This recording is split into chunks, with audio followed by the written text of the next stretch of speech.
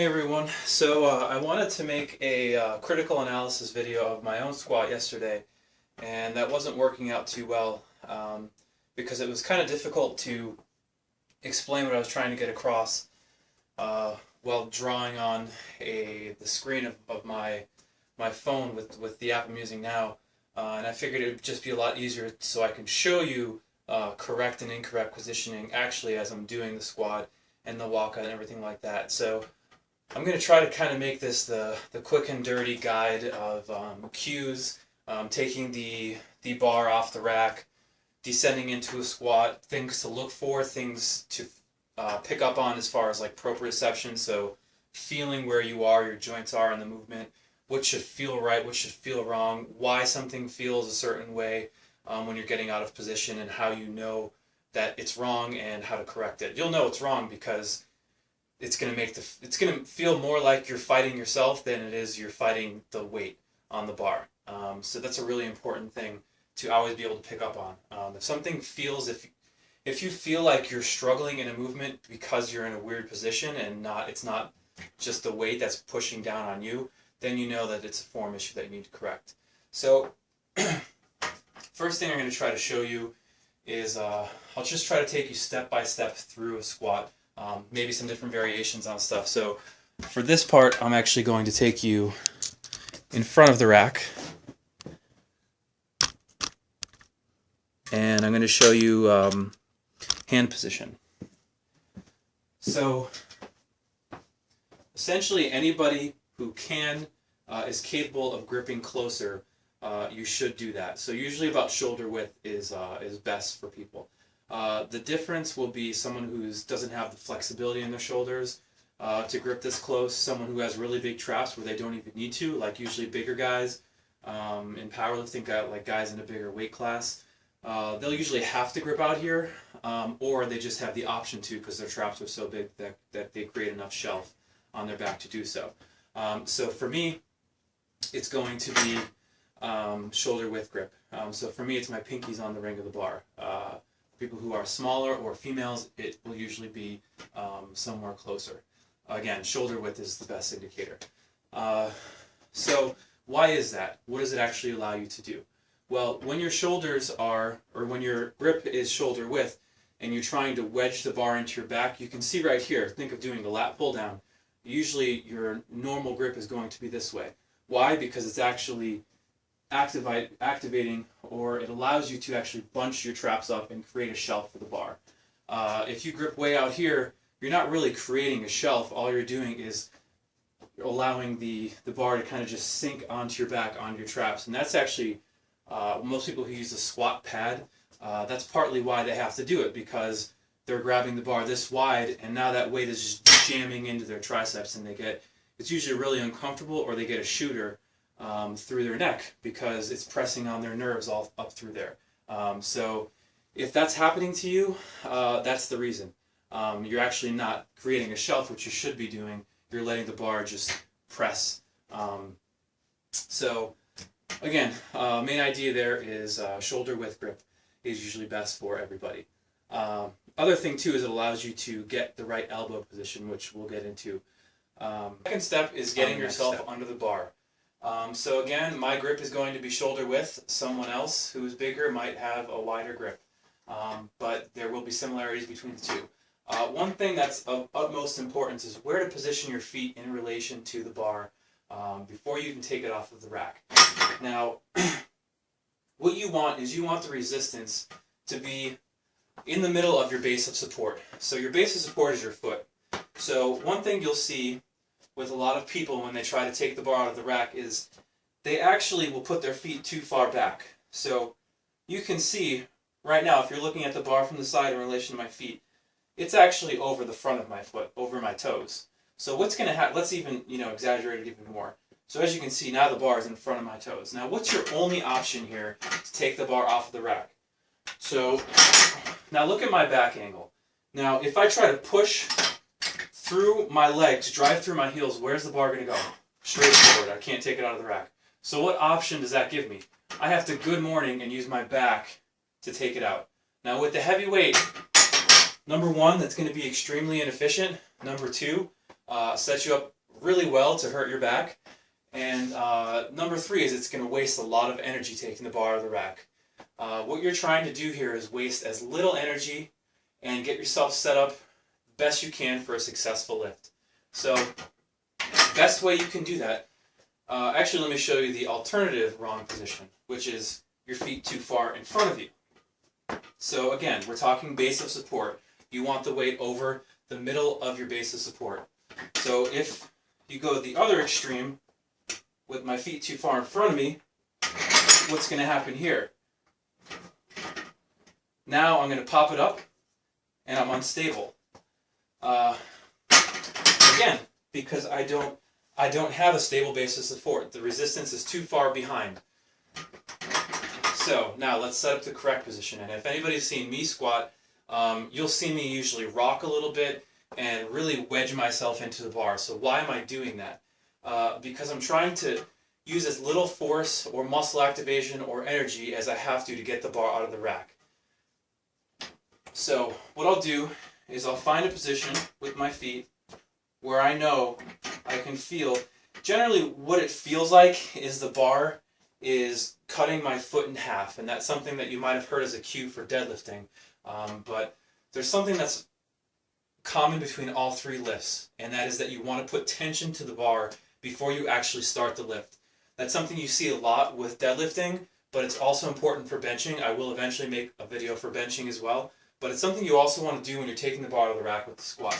So what do I mean when I say that? Well, if you're putting tension to the bar, it's going to be harder to show with no weight on here.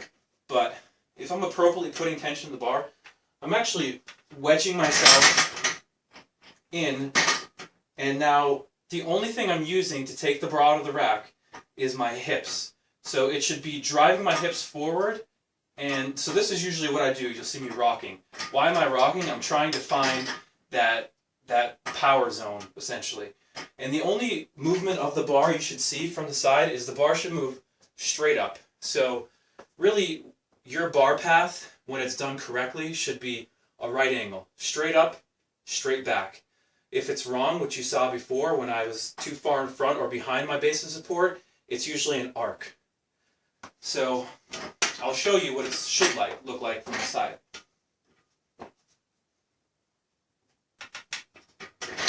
Getting the bar wedged in my back, I'm driving it into my traps. So if I turn around and you saw, the bar's starting up here, I'm driving it in to let my traps bunch up, and I'm actually pulling it down, almost like a lat pull down, to lock my lats in and to get it as stable as I can.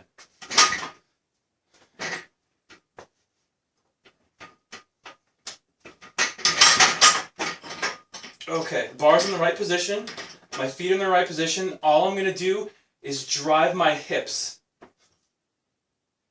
And what you should feel here, as you can see, my knees are almost locked out. I am not squatting it out of the rack. I'm using my glutes. What do your glutes do? So what's going to happen? If I do that, glutes, again, are hip extension.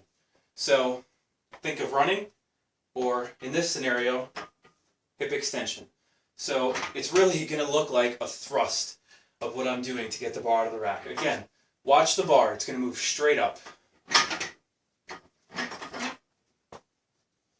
Get the bar over my base of support, in the middle of it. Now I'm stable. I have it wedged. Again, I like to think of it like wedging.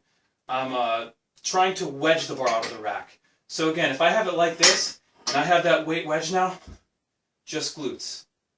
Okay, so step 3 is actually the walk out of the rack.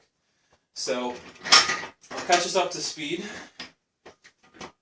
And what you'll see I'm doing here, what I'm going to do once I have the bar popped out of the rack is I'm going to stand.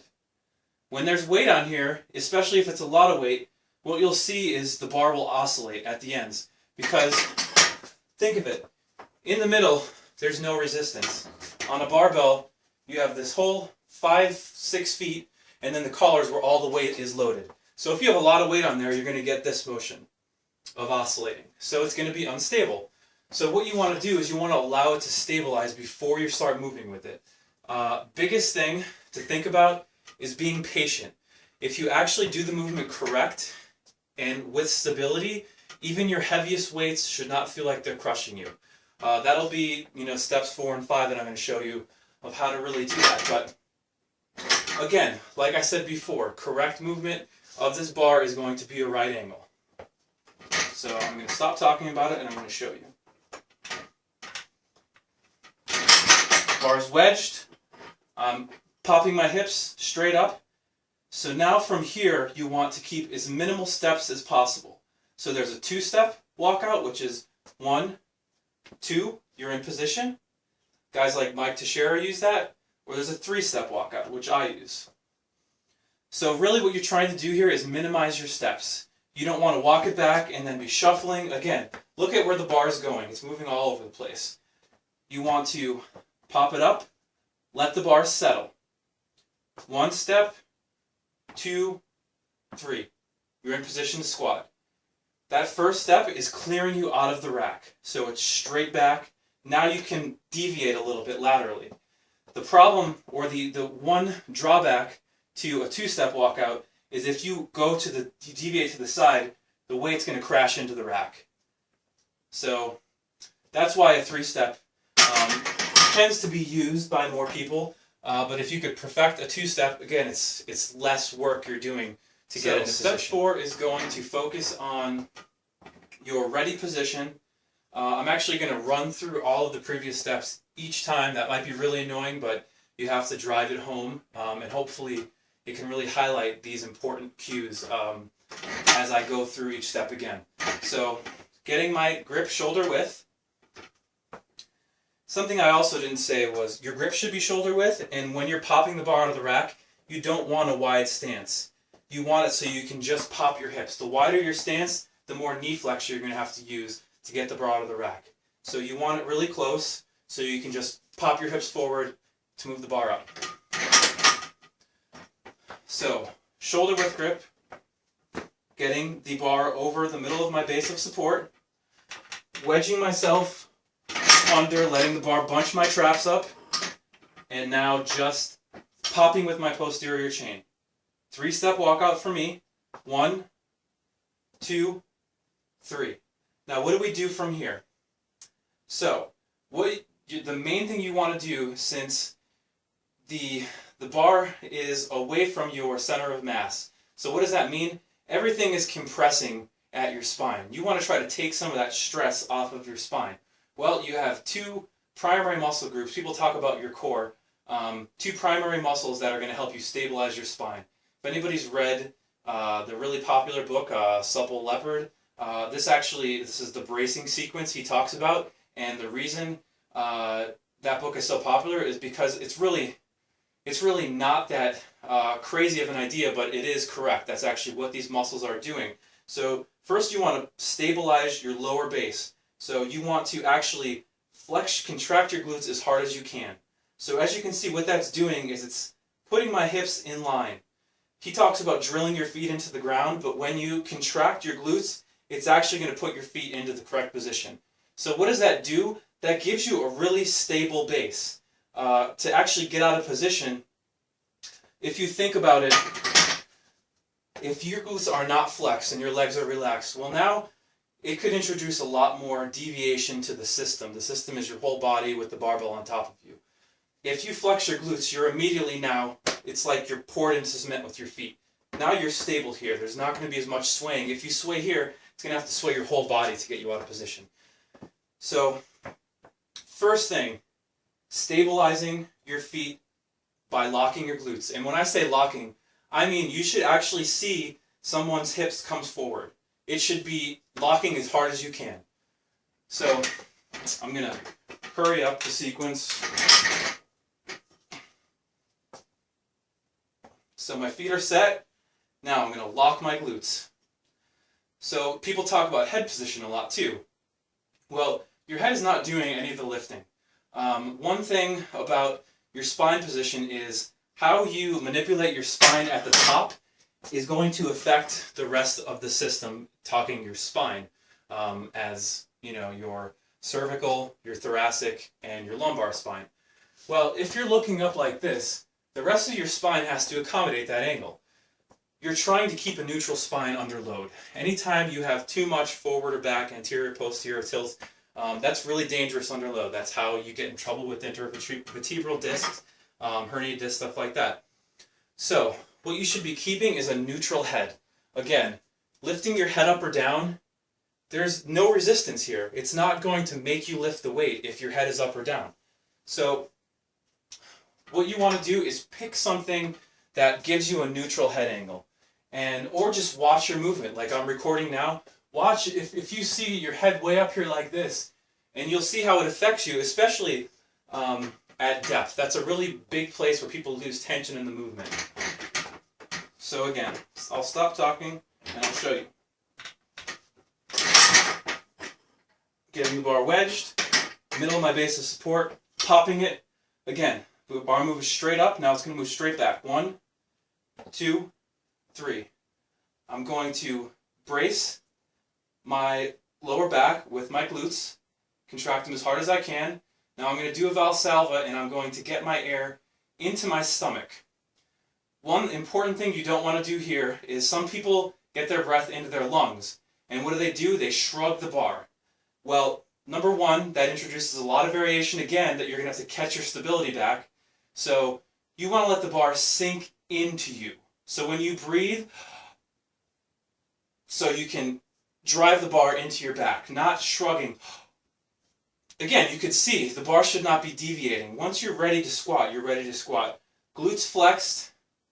I'm going to brace my stomach. I do have to rack it to show you that. I'm going to brace my stomach. And when I say brace my stomach, what I'm saying is you want to prepare like someone's about to punch you in the stomach. So you want to always have that braced stomach the whole time throughout your squat. So when you're bracing yourself, contract your glutes, lock your feet in place. Now, head neutral, get your air into your stomach. So it's going to be big breath. Now I'm braced. I'm keeping that for the whole movement. You'll see that. I'm going to keep that for the whole squat. What's that going to help you do? It's going to help you keep a neutral spine and limit your torso flexion. It's a really important thing to completing a squat appropriately and safely. So, legs braced, glutes flexed, getting my air into my stomach, bracing my abs. How are you going to know if you're doing this correctly? One, you should always be able to have someone punch you in the stomach without knocking the air out of you. That's one good way to test it. Do I think it's a good idea to have someone punch you in the stomach while you're, loading up a 1RM squat? Definitely not, but you should be able to be thinking about that. I can take a punch right now. Second thing is you want to close your glottis. When you're doing a Valsalva maneuver properly, the best way to think about it, which will actually happen indirectly without you having to think about it, if you're doing it right, you're going to be pushing your tongue up against the roof of your mouth. So one thing that I actually used to do the Valsalva inappropriately before as well. And what happens is all of your air, if you're doing it wrong, you lose all of your air through your stomach and it goes up into your mouth if you don't close your glottis, and it gives you the blowfish mouth at the bottom of the squat. So are you keeping your air? Yeah, but you're not keeping your spine braced correctly because you want intra-abdominal pressure, not intra-oral pressure. So what's going to happen? You'll get the blowfish face. So I'll pause it here and I'm going. This was supposed to be the quick guide, but anybody who knows me knows that the quick guide doesn't really exist in my world. I apologize, but I think this should be helpful to a lot of people. So hopefully you're bearing with me up to this step, and you find it as helpful information. So I'm going to review shoulder width grip. I'm going to dig and roll my traps up into the bar. I'm going to get the bar over the middle of my base of support, and as you can see, you can adjust your feet. Wiggle them around so you're underneath it. I'm going to contract. I'm going to do hip extension. So, bar straight up. 3-step. 1, 2, 3. My feet are ready. So that means I'm going to contract my glutes. I'm going to brace my spine. So I'm going to get my air into my stomach and flex my abs. And what that's going to do, again, neutral head. Glutes flexed, get my air into my stomach, and close my glottis. So, tongue through the roof of my mouth.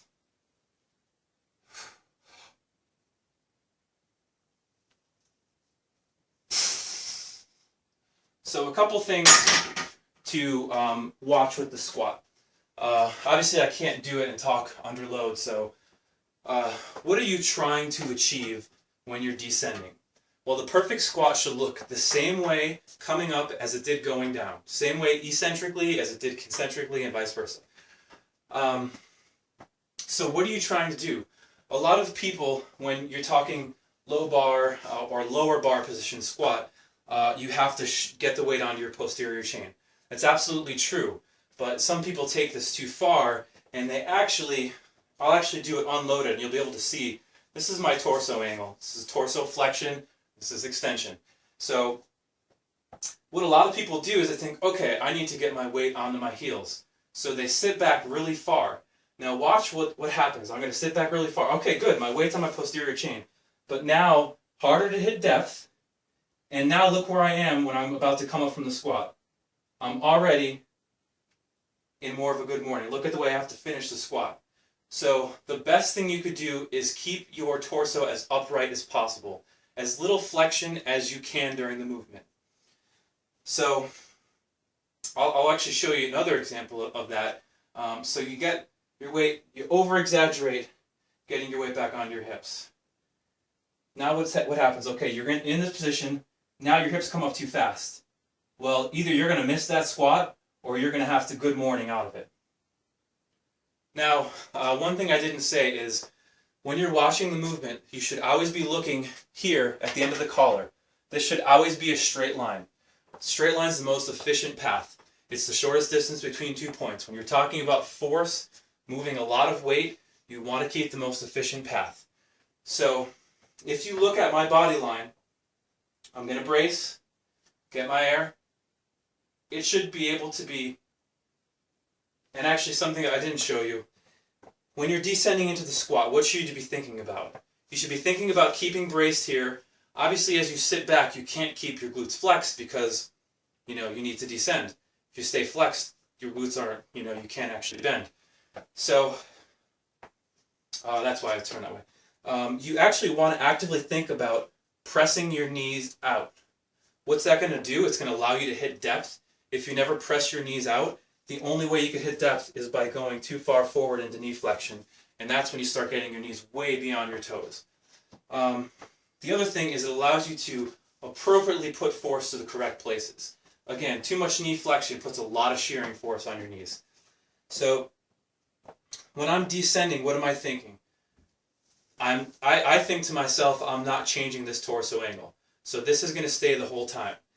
Now I'm going to sit back only as much as I have to put the weight onto my posterior chain. So really, I'm going from braced glutes, sitting back only as much as I have to. So as you descend down, now that you should be able to sit in that comfortably. So if I have a bar on my back, I should just be reversing the movement. There shouldn't be any kind of crazy stuff going on with my back angle. If there is, then you need to correct that. You need to either brace more appropriately or not sit back as far. Hopefully there are some things you could see there that you might be doing that's causing you to get into a bad position. But most efficient position is going to be, it's a lot of right angles. That's kind of a redundant theme with lifts. What I say when I mean right angles is the most efficient way to create force through and actually use your quads and put it through the bar and through the entire system, so basically not leak force by missing your back angle or anything like that, is to have a right angle with your tib and fib to the floor or to your foot. So if you could push straight through that way. Now if you get too far forward, well, what's going to happen? Now you're pushing force through here, and it's going to want to make the movement this way. So again, even if it is a straight line, now the way you're pressing force is this way. It's going to either push you into the rack, or it's going to make you have to dump the bar over your head. So let me try to show you that one more time, or I'll just go through all the steps again. So shoulder width grip. I'm going to grab the bar like I'm trying to bend it. Grab the bar hard. I'm going to get my feet, or I'm going to get the bar under the middle of my base of support. I'm going to pull myself under the bar and let it roll my traps so so I create a shelf. I'm going to extend my hips to move the bar straight up. I'm going to take my 3 steps back. 1. Actually, I'm going to stand and wait for the bar to stop oscillating. Once it does, 1, 2, 3. I'm in position. Neutral head, bracing my glutes. I'm going to get my air into my stomach. I'm going to close my glottis, pushing my tongue up against the roof of my mouth. When I descend, what am I thinking about?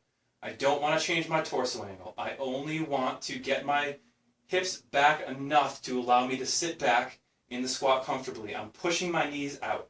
So braced, air.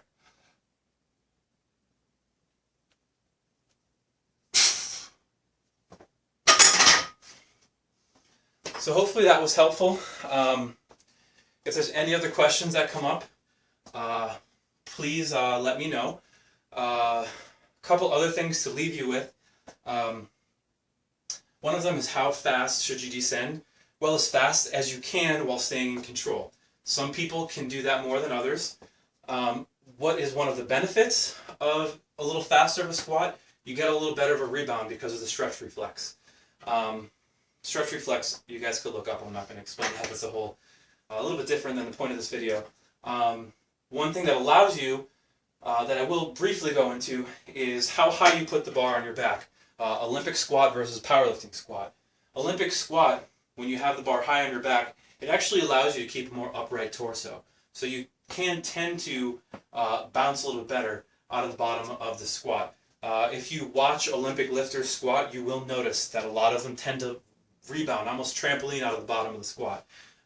If you don't have really good stability through your core, or you just find a lot of difficulty doing that type of squat, then I would recommend doing it with a lower bar position. It's always a trade-off. The higher you put the bar, the further away it is from your axis of rotation or axis of movement. So what does that mean? It's a little harder to stabilize when it's further away. So it's going to want to, basically gravity always wants to put the bar straight down. Gravity always wants to act straight down. If there was no rack here, this bar would not float around in squigglies. It would just go straight down. So think about it. If you get out of position and you start leaning forward, where's gravity going to pull you? Straight down. It's going to throw you into a worse position. Best thing you could do is to get into position, basically accommodate a straight bar path, if that makes sense. But if you find you can stay stable, typically people with the shorter torso can be a little better with high bar, again, because it's closer. So they're generally just more stable. If you increase torso, then obviously that's a lot more distance, a lot more torque that's put on your torso, or force demands to stabilize. So I think that's pretty much it. So hopefully this was helpful, and I do plan on making more videos for the other 2 lifts.